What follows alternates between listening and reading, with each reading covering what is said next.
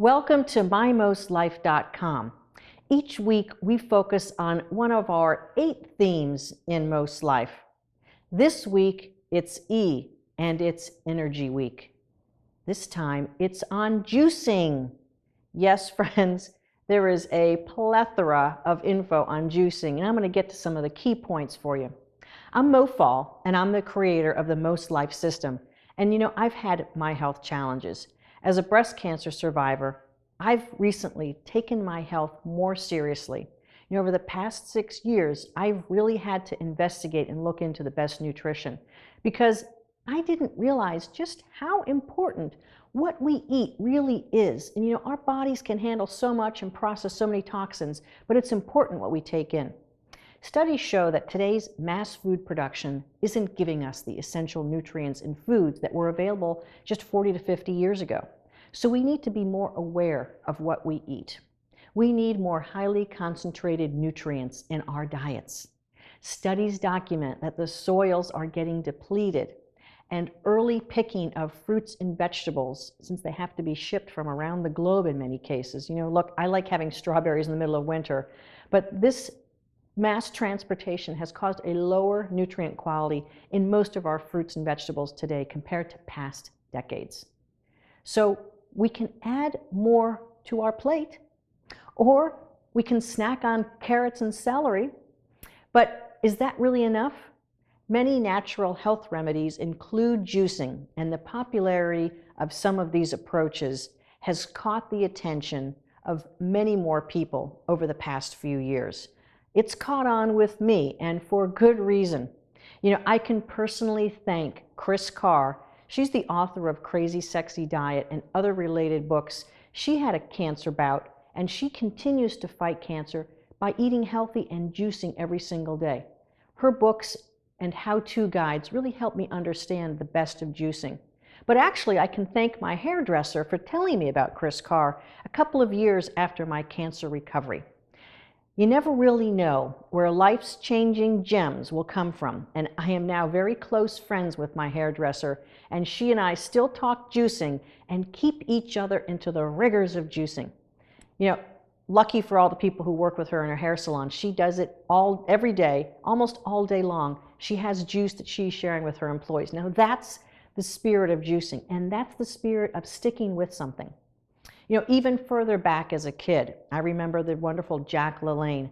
My mother exercised in front of the TV with him, and of course I'd join in the jumping jacks and the bend-overs. You know, he was a big juicer, and he lived a long life, active to the wonderful age of 96. We're all destined to live longer lives with where we are with medical technology, so let's make it as healthy as possible. LaLanne, the godfather of fitness, was a testament to the benefits of juicing, and boy was he an advocate of juicing. You know, in juicing, a variety of fruits and vegetables can be interesting and can make it almost possible never to repeat the same juice ever. I like adding a little more or less lemon, sometimes 1 whole lemon per glass of juice that I'm making. I love adding a bit more ginger root. It's a knobby little funny looking thing. Sometimes I add 2 inches to the juicer to make a real zippy taste in my juice. Sometimes I back that down to make it a little bit more mild. Changing the type of apples or adding pears gives a nice flavor to the juice. Carrots color the juice, and sometimes that orange flavor will replace the green color. But I hold back on carrots a lot of days because you know what? I like that nice green juice look. My staples are cucumbers, kale, romaine lettuce leaves, celery, apples, pears, and lemon. And of course, I usually throw at least a little bit of ginger in that. To those, I might add different types of apples, different pears, some berries. Parsley, cilantro, and watercress are real great toxin killers. Anything else I can find. You know, once I started juicing, I threw out a lot less produce. Some days I just use it to clean out the refrigerator, and I play with all certain types of things that I might have in my refrigerator. And I like to mix it up and have fun. Sometimes you can be surprised at what adding something different can do. Here's a few quick things to remember. First of all, if you don't already have a juicer, buy a pretty decent juicer because it's worth the investment. If you're going to be using this every day, which you should be, You want to have a great sturdy one. A Breville juicer is great. There are many models out there, and they're in most of the larger retail stores. Number 2, keep a standing list of the items to get every week at the grocery store. Once you get in the habit of juicing, your routine will get a lot easier. Number 3, you'll have to get up a little bit earlier. It does take time to make juice, and think about some time-saving techniques. You can also make a little bit of extra juice each day and have some either later in the day or maybe for tomorrow, but you want to make sure that you have it in an airtight container. A little screw top lid that doesn't let air in is the ideal container for your juice on the go or to save extra servings.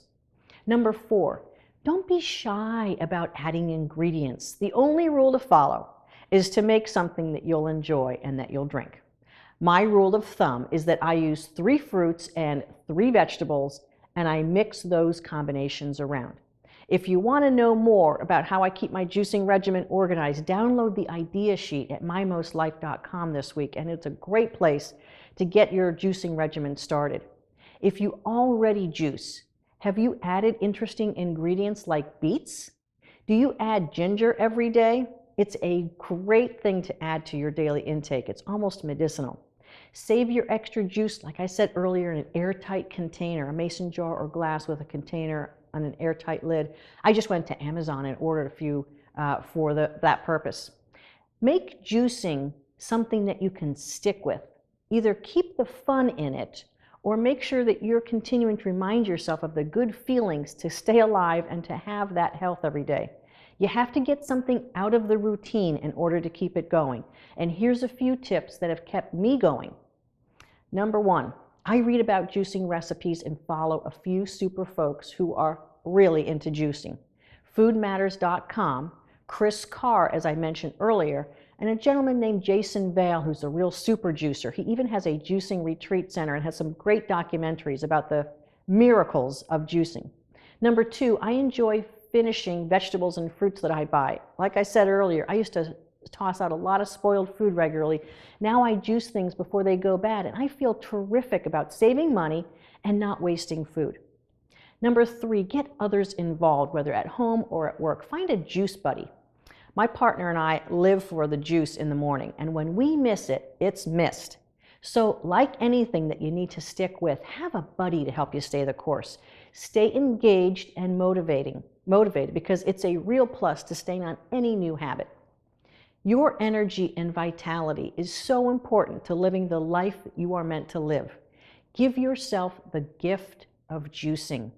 It's a fantastic way to stay alive and to stay on course. It's Energy Week.